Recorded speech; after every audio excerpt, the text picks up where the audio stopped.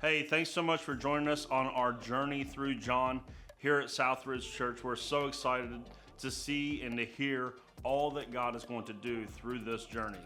So, between my junior and senior year of college, I was up in Morgantown going to summer school to get one class in so I could stay on pace to graduate later that year. And on one of those days, we didn't have class. All of our friends got together at my house, and somehow the topic came up that I had never seen The Lord of the Rings.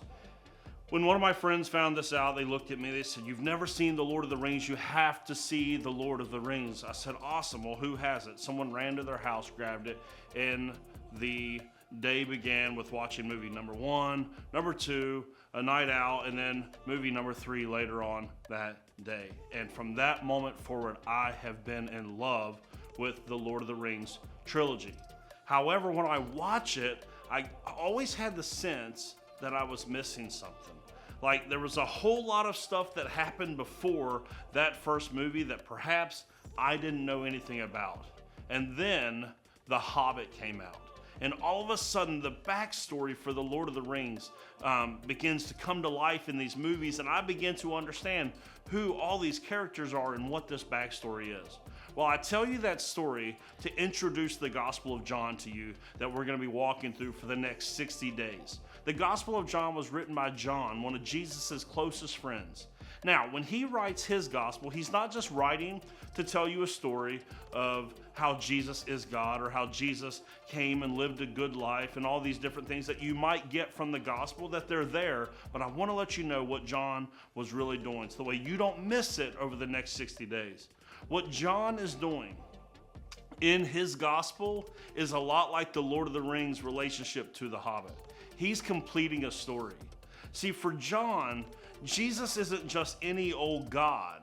Jesus is Israel's God coming to his creation to finish and to move forward his story. So when you see Jesus, I want you to think that yes, that God of the Old Testament, that same God is the one through Jesus of Nazareth is continuing the story of Israel.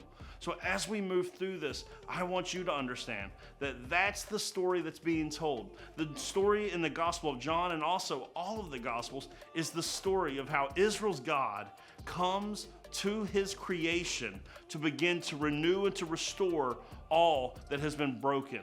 In John's Gospel, you're going to see the themes of creation and new creation, of redemption, and all of these great passages in this are all going to be pointing to that one thing. So as you go through this journey, I want you to see how the Old Testament was the setup. That was the Hobbit to the New Testament, the Gospel of John's Lord of the Rings. It's the completion of the story. I hope that you're ready. We're ready. So let's dive in to day 1 of our journey through John.